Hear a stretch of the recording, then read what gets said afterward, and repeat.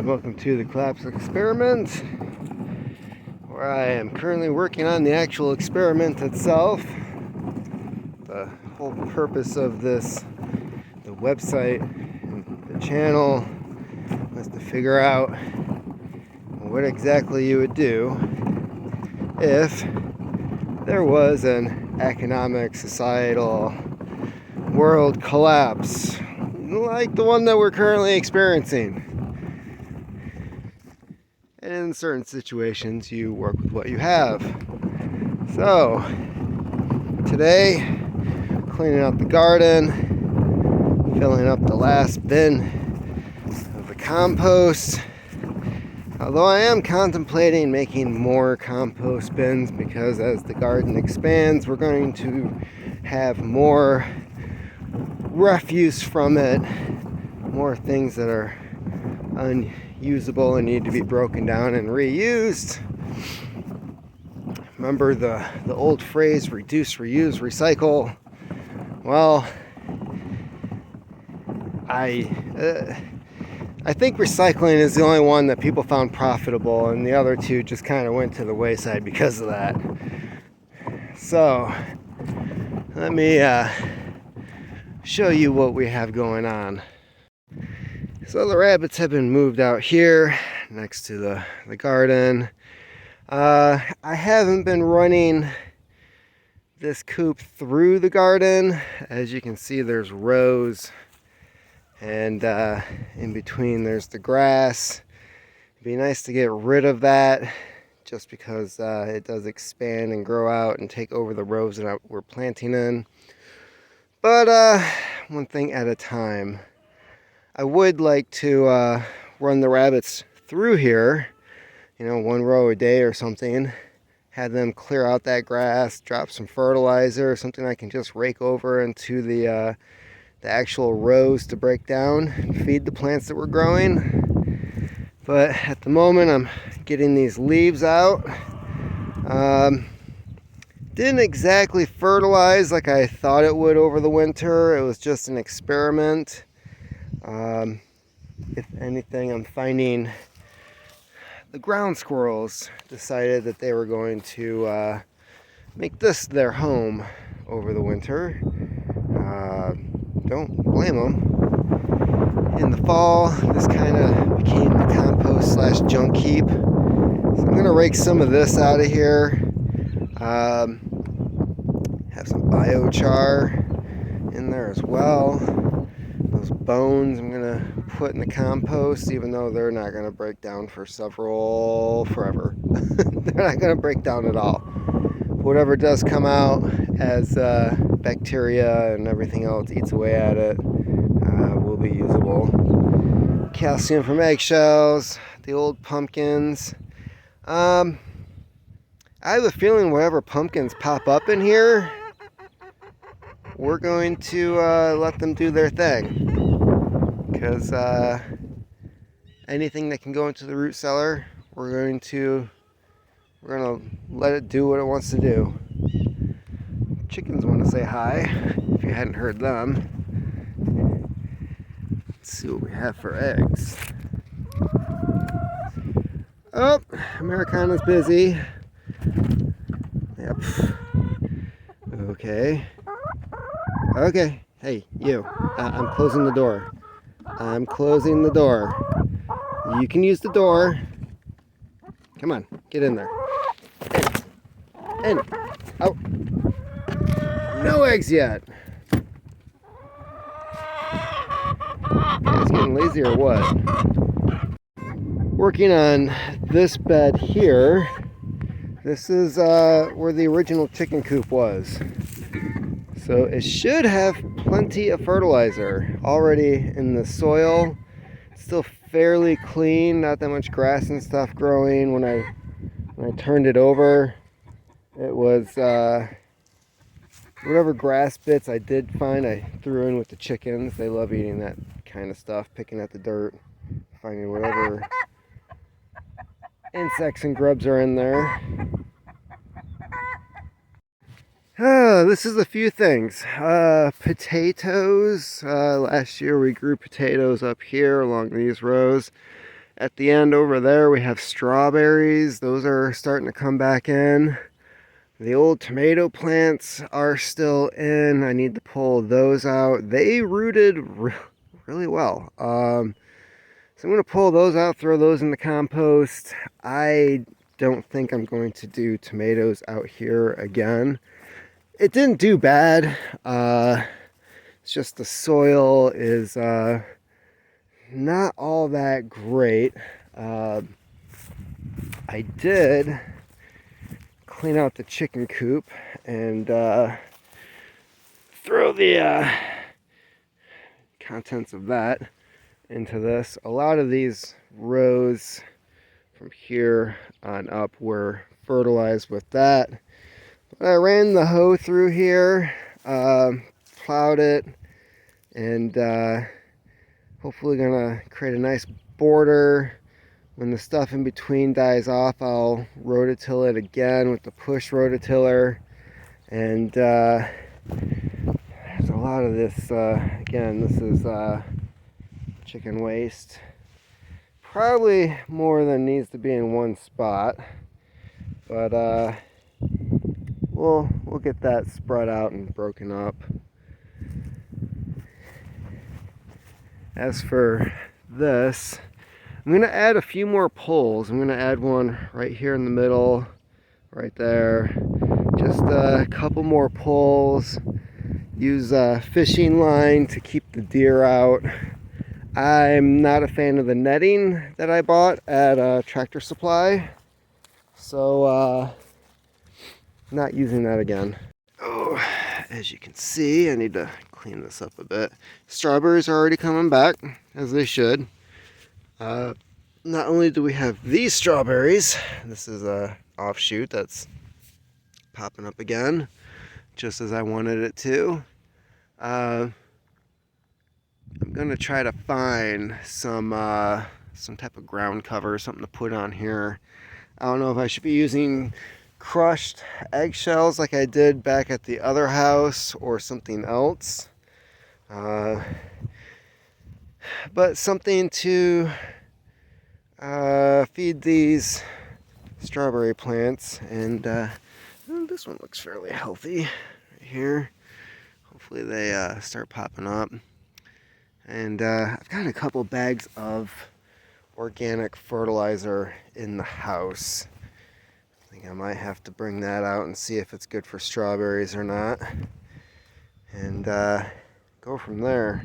Alright, this spot here, and the spot down here doesn't seem like much, but this field, this little area here that you're looking at, there's a trail here that goes to the cabin out back, but everything up towards this tree is going to be winter pumpkins and squash. These two spots here that I'm showing you, those are the two chickens that the dog killed. So, second one's questionable just because I found it hours later, but it was dead in the coop. The barred rock was buried there. And anyways, so I was watching a video the other day where, I forget the name of the channel, but this guy was preparing a field for pumpkins, and he had just butchered a bunch of chickens.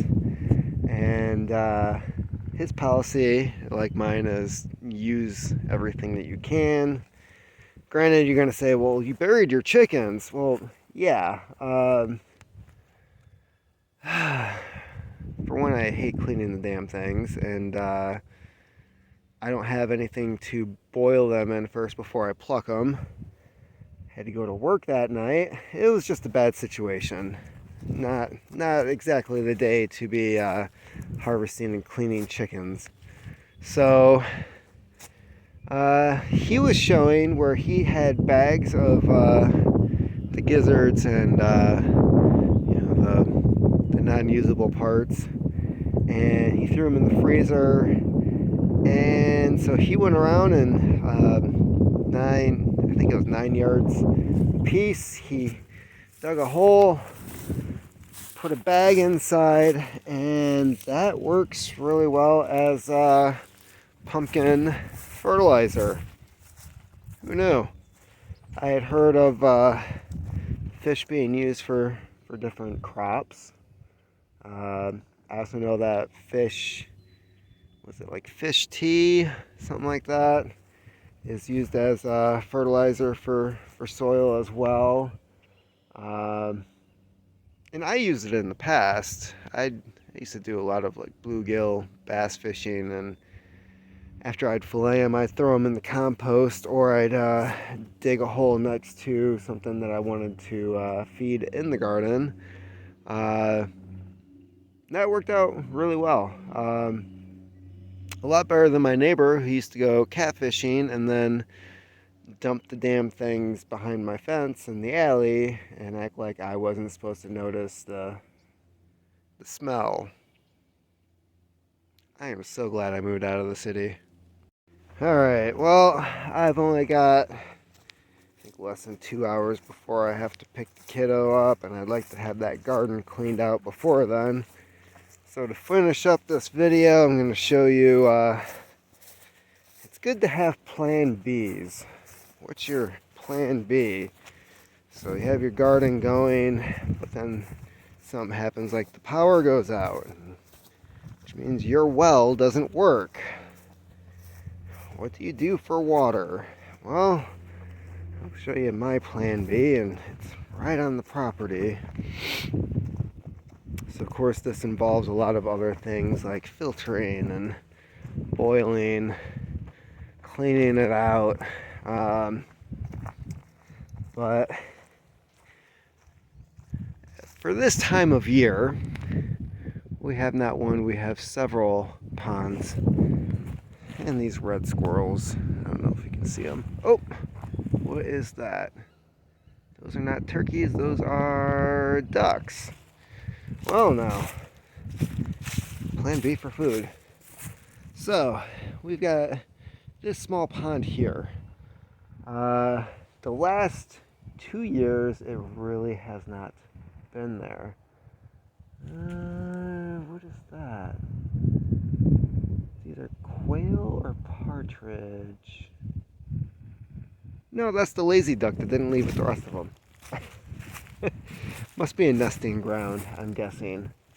But yeah, this spot here is actually filling in pretty well. I have a feeling it's doing better. Well, for one, we haven't reached our hot season yet. Two, I think we've gotten more snow this year than we have before, plus a lot of ice storms. So that dumped a lot of water at one time. But for the most part, this is our pond on the property. And, you know, there's a lot of wildlife that we have here. Muskrats, we've got ducks that come back here all the time. The deer come back here to drink. So it is the, at least where we live, this is like the center life of our property here. And plan B, yeah, this would be our water. I haven't had it tested. It's got to be better quality water than where we were living in the city. It's weird. The city we moved from, there was a series of ponds, bigger than this, but it was the water center for Kalamazoo. And we were only 2 blocks away from the ponds. And so, easily accessible. You could definitely go there with some buckets and get water if you needed.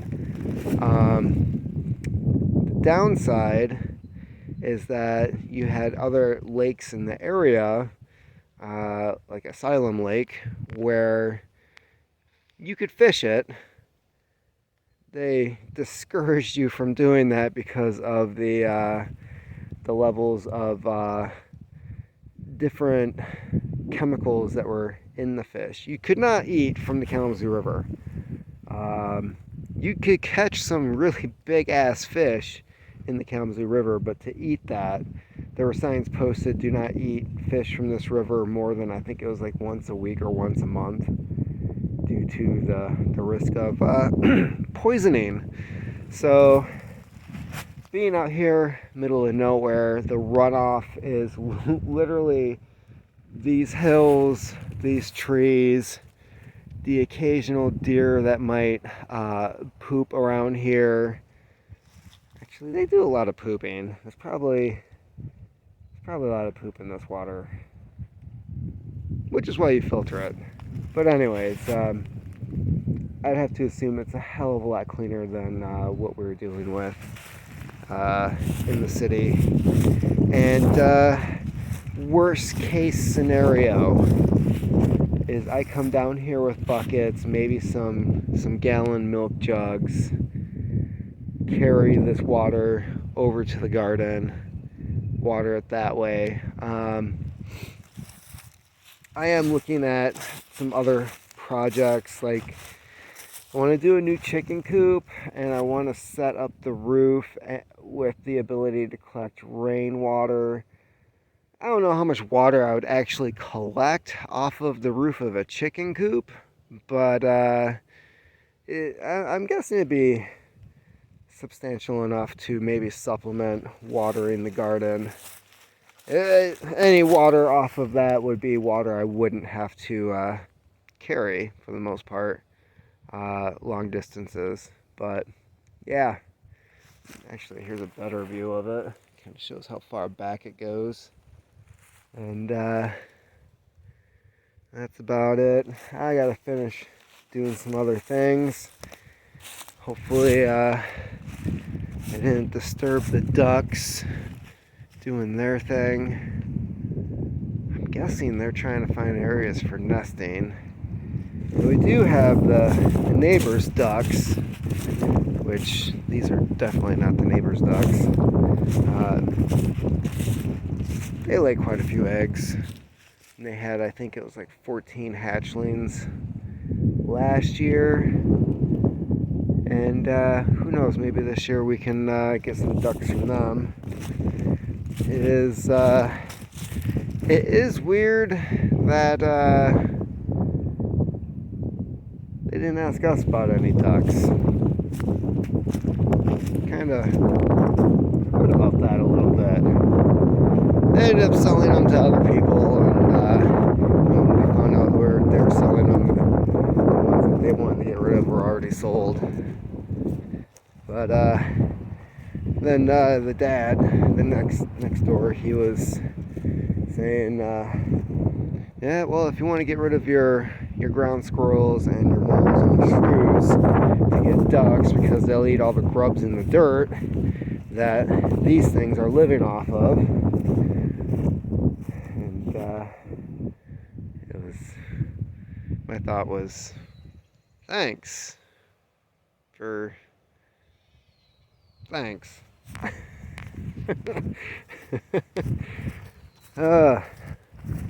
Anyways, that's about it.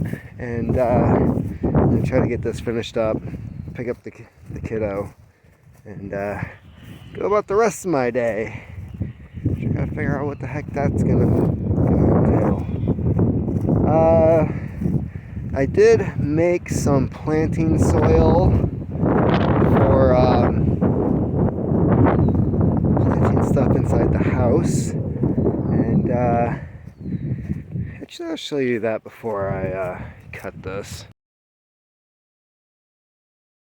These things popping up, and this is from the ground squirrels and the shrews and all those critters digging down underneath, and this pops up. So what I did was I took a shovel, and this is all just dirt. It's very sandy dirt, but it's just dirt. And I figured if I was going to start plants inside the house, well, they should be starting in the same dirt that they're going to be transferring into later on. Now, because a lot of this for every square inch of dirt, there's tens of thousands of bacteria and microbes. You can't see them, they're there. I could go into more detail about what is in this exactly, but when you use it for topsoil or potting soil, I should say, you want to sterilize it. So you put it in a pan, heat up the oven to 180 to 200 degrees. You put it in the oven for up to 30 minutes, and it should kill any bad bacteria, larvae, eggs, things that are in this. Because the other thing is, you take dirt from outside, bring it into the house where it's warm, and any of the bugs that are laying dormant in this dirt, you're going to start seeing in the house, and you don't want that. So I took a 5-gallon bucket, collected a bunch of this, brought it into the house, took out these big rocks when I saw them, and made my own potting soil. Again, collapse experiment. If you want potting soil, you can't afford it, you can't find it, you can't get it for whatever reason, that's one way to go about doing it. And I'll let you know how that works out. Now granted, this stuff is a lot heavier than what you're going to find at the store, which is usually a mixture of peat moss, vermiculite, actual topsoil or worm castings, things that are for the most part lightweight but hold water. This is sandier soil, so even with some of the stuff that I planted last night in it, you add water and it immediately settles. And the other thing with sandy soil is that it drains really well, which doesn't work well during the dry climate. It works great for things like grapes and other plants that you don't want the water to pool up and settle. But if you're growing things and you don't want to have to water them all the time, sandy soil, not the best. That's why I'm trying to change over with growing this topsoil. Get some fresh compost in. Compost actually holds more water than a lot of the other things that you can use. So hopefully I can get that changed up and get a fully functioning garden going this year. So till then, keep on